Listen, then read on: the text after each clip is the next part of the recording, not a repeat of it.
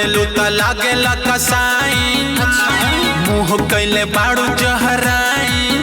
मत बोला कैले बाड़ू जहराई खई बुका बोला चाटे छोला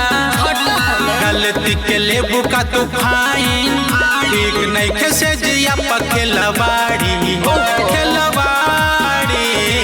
धरे न दे हमरा जावा गवारी बुझाए लदे बजरिया से पुसे पासाड़ी सखी से पहिले लादी रजा पहिले झोकाए पुष्पा साड़ी खींचे ने हम कराने ठेला गाड़ी कहाँ से लाई में पुष्पा साड़ी सुना ना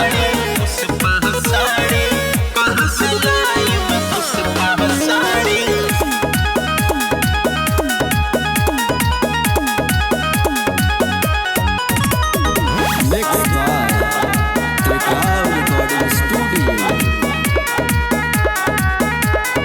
ऊपर से ताले काम चलाए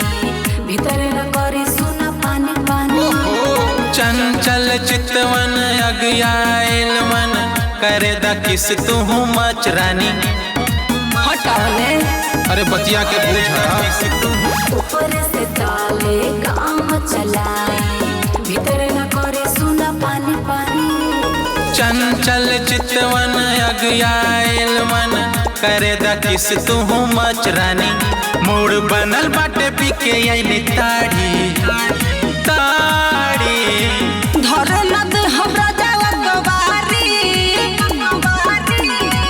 लदे बजरिया से पुष्पा साड़ी सखी से पहिले लादी रजा पहिले झोकाए पुष्पा साड़ी बेचैनी रानी हम तो तरकारी कहाँ से लाइब पुष्पा साड़ी कहाँ से लाइब पुष्पा साड़ी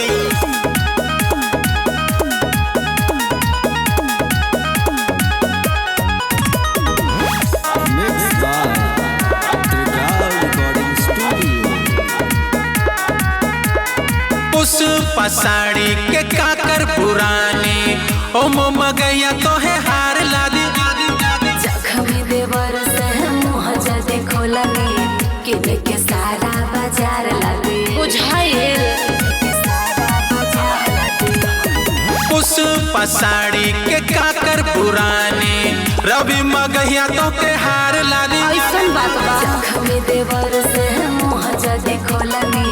किने के सारा बाजार लगे आगे बढ़े दा जवनिया के गाड़ी धरे न दे हमरा जावा गवारी लदे बजरिया से पुष्पा साड़ी सखी से पहिले लादी रजा पहिले झोकाए पुष्पा साड़ी बात वाले खींचे ने हम ठेला गाड़ी तो के दियाई पुष्पा साड़ी अरे अब मान जाना पुष्पा झुके का नहीं साला।